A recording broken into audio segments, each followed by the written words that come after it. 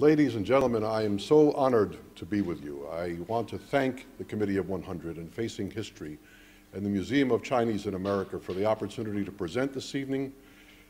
This project, which was, as Lulu said, a pro bono matter for Covington and Burling, was an enormous labor of love for all of us. I have worked in Washington for over 40 years. Nothing that I have worked on in any subject area gave me as much satisfaction as this project and the passage of those resolutions in the Senate in 2011 and in the House of Representatives in 2012. They passed the resolutions, which was only the 5th time in American history that Congress took an historical retrospective, looked back on things that it had done, and actually commented on it. That's not to say that from time to time they haven't changed or repealed laws, which of course they have, but the notion of taking an historical retrospective over a sweep of history and commenting upon it, that's something that Congress does not do, except in rare instances. And this was one of them. And those resolutions passed in record time, in the Senate in 4 months, and in the House in 13 months. And they passed by unanimous consent in both houses without dissension. But the question is, why did Congress act? What is it that Congress had done that the present Congress, which had no responsibility for any of it, felt compelled to comment on? That's the subject of tonight's conversation. To understand this story, we have to go back before the beginning, because we know about the 1882 project and the Chinese Exclusion Act of 1882, but we cannot start in 1882. We must go back to 1870. In 1870, America's naturalization laws were under review. The first Naturalization Act in the United States passed in 1790. Who could become a citizen of this country? And the first Congress of the United States said that only white people could become citizens. Well, in the years since that time, there was a Civil War. And the 13th and 14th and 15th Amendments were ratified into the Constitution. Times had changed. It's the moment to update the laws. On July the 2nd, 1870, an update is on the floor of the United States Senate, and Charles Sumner, senator from Massachusetts, rises. Senator Sumner was an abolitionist. He was a radical Republican. He was an ally of Abraham Lincoln's. He was at Lincoln's deathbed after Lincoln was assassinated in Ford's Theater. That was Charles Sumner. And he rose on the floor on July 2nd, 1870 to present an amendment, and the amendment essentially said this, that the words white must be stricken from the naturalization laws, and that no person in the United States could be denied the right of naturalization on the basis of race. The amendment passed that Saturday afternoon. It passed, but then rose a senator from Nevada named William Stewart. And Stewart was concerned about 100,000 Chinese males on the Pacific coast of the United States, mostly rail workers, who might actually naturalize into the United States and change the political balance on the Pacific coast. And he said that amendment is not going in this bill, and if that amendment is going to go in this bill is going to be filibustered. Congress was looking at a July 15th adjournment. At that time, there was no remedy in the Senate against the filibuster. Filibusters were not as common in the 19th century, but when they happened, they were fatal. So the only way to stop the filibuster was for the person who was doing the filibustering to desist, and they asked him to desist, but he refused that Saturday evening. Sunday they didn't work, but they came back on the 4th of July, 1870 to work again, and they went till 11 o'clock at night, and Sumner could not get his amendment through because Senator Stewart would not desist, and so finally, in order to take the logjam away, to remove the clog from the legislative pipeline, they took out the Sumner Amendment from the bill, they reconsidered it and removed it, passed an amendment to allow people of African descent to naturalize, and they closed the legislation. After it was over, a senator who had been concerned about the Stewart filibuster said, look, we knew that this matter was controversial to a few people, so we decided we'd do this thing in two segments. First, we would take care of the Africans, and then we'd take care of the Chinese. And in two segments they did. But the segments were 73 years apart. No person of Chinese descent born anywhere in the world outside of the United States could become a citizen of this country until 1943, when the Chinese exclusion laws were repealed. If Sumner's amendment had passed, those Chinese on the Pacific Coast would have been voters. And if they had been voters, they would not have been politically ostracized. And the entire history of the Chinese in America would have been different, I predict, but it didn't pass. Now, when the Chinese exclusion laws were being enacted, it was a period of open immigration in America. No quotas. Immigrants from Europe were welcomed. My grandfather came to this city and lived a few blocks from here in 1908. He was an immigrant from Russia. He was 20 years old. He had no English. He learned English at night. He got a job in the garment industry, which was typical of East European Jews. And he became a citizen of this country as soon as he was legally eligible. After that, he had a 50-year love affair with America. He had those opportunities because he was a European. Had he been Chinese, he would have been precisely the kind of person excluded from this country. We can talk about three periods tonight. The pre-1882, the precursor period to the Chinese Exclusion Act, the 1882 law, and laws afterwards, because Congress didn't just look at this once. Congress looked at it again and again and again. 9 major enactments. But before there was exclusion, there was welcome. In 1868, the United States and China negotiated the Burlingame Treaty. This was a treaty of equals. If you look at Chinese history and you think about the Opium Wars and the unequal treaties with the Europeans and so forth, China has a set of grievances about the unequal treaties, but not every treaty was unequal, and this one was not. This was an agreement between the United States, the Grant administration, and the Qing Emperor, really the Andrew Johnson administration and the Qing Emperor, that fundamentally said there could be the free movement of peoples between China and the United States, and moreover, that Chinese people who did immigrate to the United States of their own volition would be treated like the citizens of most favored nations. So no better, no worse than a person coming from England or France, for instance. Okay? A treaty of equals. There had been 20 years of Chinese immigration basically in America before that time, but this formalized it into law. And then there was a reversal. In the 1870s, there was a big depression in this country. It was the biggest depression before the 1929 depression. That created economic pressure, particularly in California, for low-wage jobs. And in California, agitation rose to try to limit or exclude Chinese immigration. Now, the issue was confined to California for a time because the Chinese population was there. People in Ohio hadn't even seen a Chinese person, or Michigan, right? How did this become a national question getting the attention of the Congress? It's easy to understand if you understand the politics of the last fourth of the 19th century. If you look at the 5 presidential elections between 1876 and 1896, you will find out that in 2 of those 5 cases, the winner of the Electoral College and the winner of the popular vote were different. And in one of the other elections, where the winner of the Electoral College and the popular vote was the same, the winner of the popular vote won in the entire country by 10,000 votes. And what that tells you is those elections were razor thin. Every electoral vote will count. In the election of 1876, the difference in the Electoral College was 1 vote to elect Rutherford Hayes president.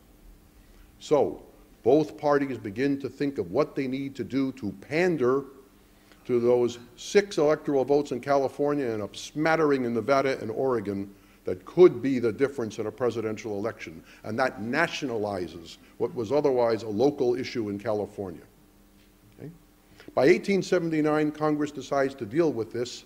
They pass a bill called the 15-passenger bill that says that no ship may enter the United States if it has more than 15 Chinese passengers who have to be kept on a separate manifest from all other passengers. In Congress, people said that violates the Burlingame Treaty, the free and open immigration. And in Congress, they knew it. They knew it, and they did not care. They legislated against the treaty. They legislated over the treaty. They didn't care. But when it was presented to President Hayes, he cared, and he vetoed the 15-passenger bill on the basis that it violated treaty commitments to China. Then the United States went about revising those treaty commitments in a negotiation with China that really was not an equal treaty any longer. The United States went to China and they asked for the right to regulate, limit, or suspend Chinese immigration, even though not to restrict it, or prohibit it, excuse me, and China assented. So armed with this fresh authority, they went back to the Congress, the exclusionists did, to seek a new law. Okay? The idea was, now that we've got the right to restrict, let's go ahead and do this. They made an attempt in April of 1882. It's the 20-year bill, okay? The 20-year bill suspended Chinese immigration of all labor, that is both skilled and unskilled, for a generation, 20 years. It prohibited state and federal courts from naturalizing Chinese persons. Now you say, well, why in the world do they have to do that? Okay, why do they have to do that? Because didn't the Sumner Amendment fail? The Sumner Amendment did, but there was anecdotal evidence that courts in Massachusetts had naturalized a few Chinese people anyway. And so to prevent anybody from doing that again, on the theory that California would not want to, by full faith and credit, recognize the Massachusetts naturalization, Senator James Farley of California put an amendment into the bill that said no federal or state court can naturalize a Chinese person. What about the Chinese who are already here? What about them? Well, the treaty anticipated they could come and go. So the legislation provided for return certificates. If you left the country, you could get a certificate from the inspector in California, and upon return present it and say, I am legally in this country and I have the right to come in, okay? Well, this legislation was more than what the United States had bargained for in the negotiation with China. Okay? Restriction does not mean for a whole generation. So President Chester A. Arthur vetoes this bill. But now they're right back at it, not waiting years, but waiting weeks, even days, and they come back in May of 1882 with legislation that says, Mr. President, if you don't like 20 years, how about 10? And 10 passes. It passed the House of Representatives in 30 minutes. Okay? And President Arthur signed that. When you hear about the Chinese Exclusion Act of 1882, this is the legislation they are talking about. But Congress wasn't done. They came back in 1884 and extended this. Extended it to bar the immigration of Chinese people born anywhere in the world and coming to the United States, not just from China. In 1888, believing that the return certificates had been abused and against treaty obligations, Congress passed something called the Scott Act, which essentially rescinded the return certificates and stranded 30,000 Chinese who were outside of the United States overseas at that time. It was a huge bone in the throat for the Chinese government, but the Qing dynasty was collapsing and there was no heeding the protest. In 1892, the 10-year exclusion law was going to expire. Well, of course, they wouldn't let it expire. They not only renewed it, but they strengthened it. The Geary Act, one of the most pernicious pieces of legislation ever passed. The Geary Act provided for the deportation of any Chinese person who was not walking around with papers demonstrating they were legally in the country. They had to carry papers. Nobody else had to do that. They had to do that. If they didn't have the papers, they were presumptively deportable against all principles of American jurisprudence. They were presumed to be guilty until proven innocent. Well, how to prove them innocent if they don't have the paper? Maybe you can have testimony in court. But they were concerned about the reliability of Chinese testimony, so the law literally provides that the testimony can only be taken into evidence if it is corroborated by, quote unquote, one credible white witness. Okay. That was signed into law, extending exclusion for another 10 years. In 1894, China and the United States came up with another treaty that basically said, in exchange for restoring the return rights that the Scott Act abrogated, will allow you to restrict totally Chinese immigration for workers for 10 years. So that overrode the Scott Act, and that became the rule. It exempted a few people, officials, tourists, students, teachers, merchants, but the definition applied to them by immigration inspectors was very, very narrow. A teacher is not a high school teacher. A teacher is a college professor, you know, that type of thing. A merchant is not a peddler. A merchant is someone with a storefront. So basically, even these exempted classes were mostly restricted. In 1902, Congress renewed the law indefinitely, consistent with treaty obligations. In 1904, China withdrew from that Gresham-Yang Treaty, so Congress said, well, if you're going to withdraw from this, we're just going to impose the policy unilaterally. And in 1904, Congress made the Chinese exclusion law permanent, and there it stayed for 40 more years. The debates in Congress were extremely harsh. In the book Forbidden Citizens, I quoted members of Congress at length. I did that not to fill space. I did that because I wanted people to understand what those debates were like, so that nobody would believe that somehow we had mischaracterized the debates, that we said in some fashion they were prejudicial or racist, when what do they mean by that? So I let members of Congress speak for themselves. John O'Neill of Missouri made a point here. He said, this was in 1888 at the time of the Scott Act debate, no campaign, that was an election year for president, no campaign is complete without Chinese legislation.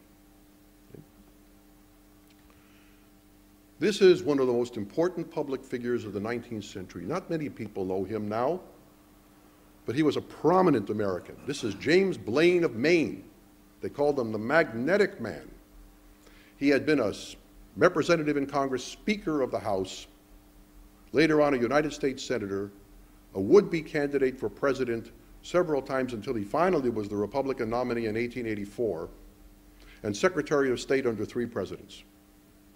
In the 15-passenger debate, he posited something which was unique at the time, but later on became a fundamental point in the exclusion debates. His idea was this: we should not admit the Chinese to citizenship. We should not, because they cannot assimilate with the American population. They look different, they dress differently, they eat different kind of food, they have a different kind of language, you can't understand it, and so on, right? In other words, they are a distinct population. We judge they cannot assimilate, therefore they shall not be permitted to assimilate.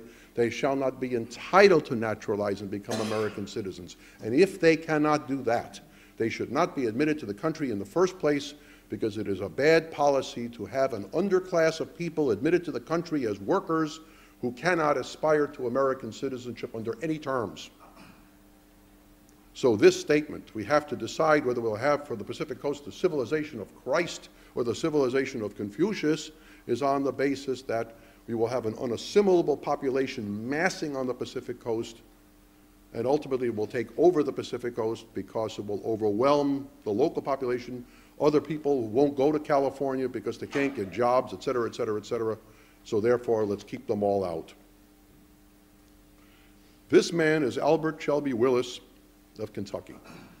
This quotation comes from the 1882 20-year debate, okay?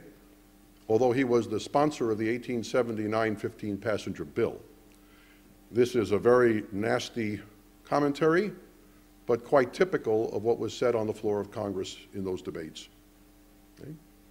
So you can get a sense of the nature of the debate. Now, there were not just people supporting exclusion. There were also people who opposed it, even though they became in a dwindling minority over time. Here's one of them, William Rice of Massachusetts. If you looked at the Congress as a whole and said who was for exclusion and who was against it, Democrats generally were for exclusion, particularly ones from the South. Republicans on the Pacific Coast were for exclusion as well. All members from the Pacific Coast were. In the Middle West, a bit less so. If there was an anti-exclusion element anywhere, it was the Northeastern Republicans, who were the legacy of the Abraham Lincoln Republican Party. William Rice was one of those. Blaine was one of those too, which made so significant his departure with in mind the 1880 election. Okay? This is a congressman from Illinois, Robert Hitt. As a young man, he was a law clerk in Illinois, a clerk to a local lawyer in Springfield, Illinois, Abraham Lincoln. He got elected to Congress. He's talking here about the Geary Act, the idea that you have to walk around with papers proving your innocence or otherwise they throw you in jail.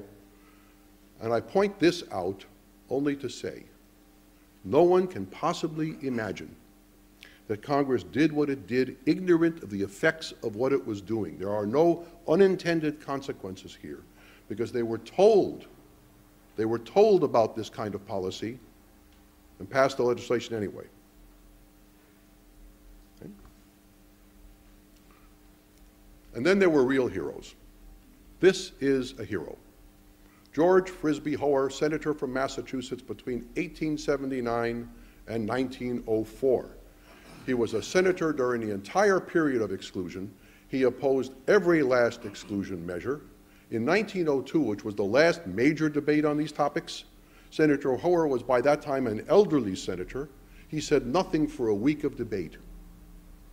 Just before the final vote, he rose, and he makes this statement. He says, I'm not going to be for this bill. You can't do anything to it that will improve it, because it is fundamentally against American principles. And he made this statement, and he says, as this bill violates these principles, I am bound to record my protest if I stand alone. Here is the vote.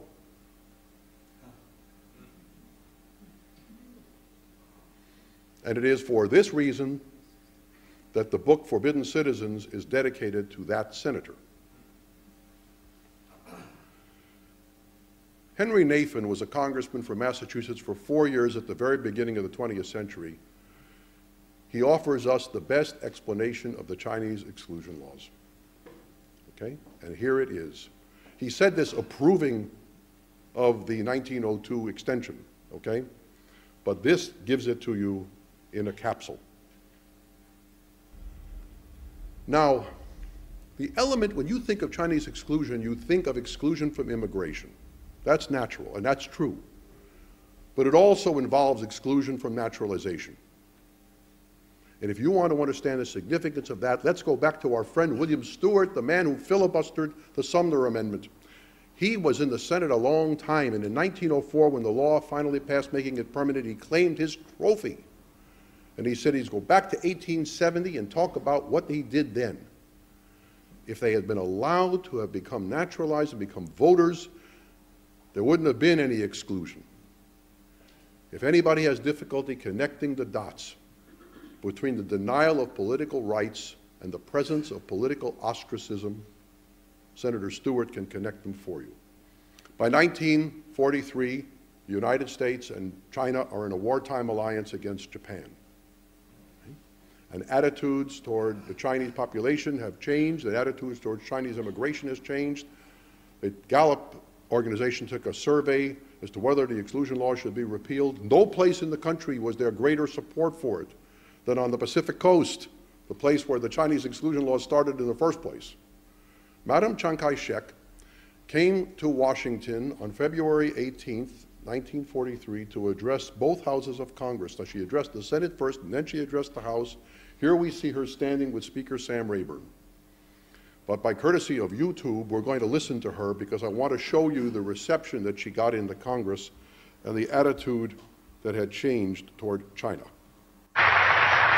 You, as representatives of the American people, have before you the glorious opportunity of carrying on the pioneer work of your ancestors beyond the frontiers of physical and geographical limitations.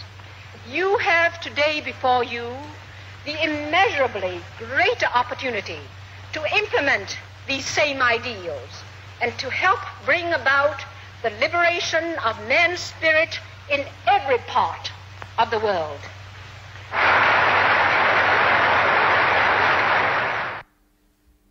In that year, repeal legislation was advanced. Warren Magnuson was later a United States Senator, but then a congressman from Seattle, because he was from the Pacific Coast, was selected to sponsor the Magnuson Act for repeal, okay? And it was a wholly bipartisan effort. His partner in it was Congressman Walter Judd of Minnesota. Walter Judd was a freshman member. He spoke more on this than any other member in that debate. Why? Because Congressman Judd, freshman member from the minority party, was Dr. Judd, who had spent 10 years in China as a medical missionary and was a close ally of Pearl Buck and others who were seeking the repeal of the exclusion laws, and he was accorded great deference in the debate.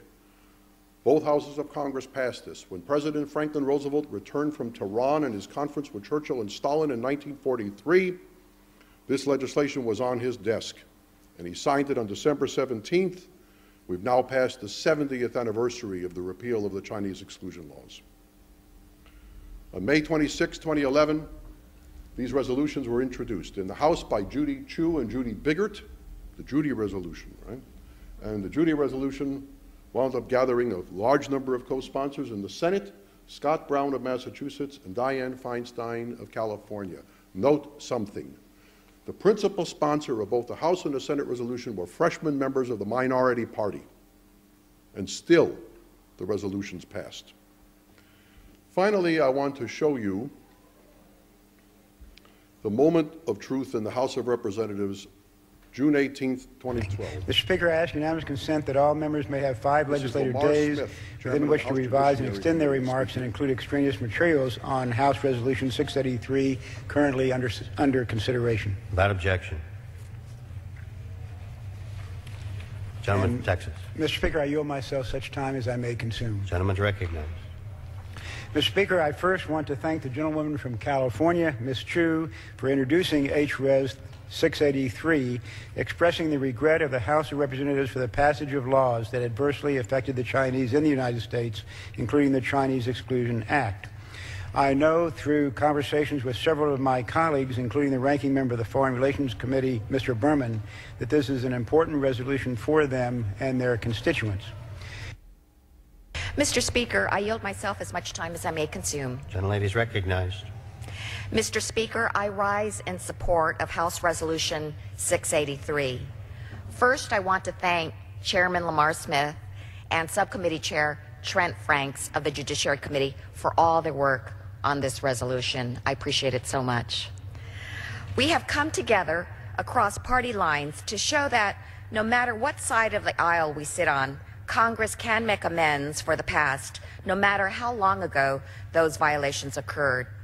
It is because we have worked together in a bipartisan way that we will make history today.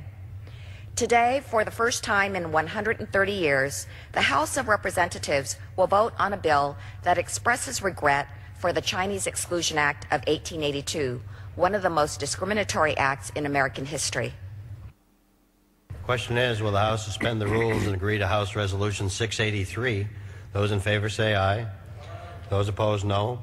In the opinion of the Chair, 2/3 being in the affirmative, the rules are suspended, the resolution is agreed to, and without objection, the motion to reconsider is laid upon the table.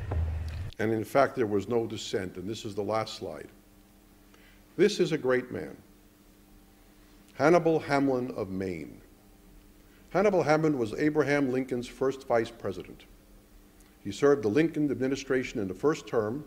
When Lincoln ran for re-election in 1864, they moved Hamlin off the ticket to replace him with a Southerner who had opposed secession, believing that that would assist in the reconstruction of the Union. Hamlin had been a senator from Maine.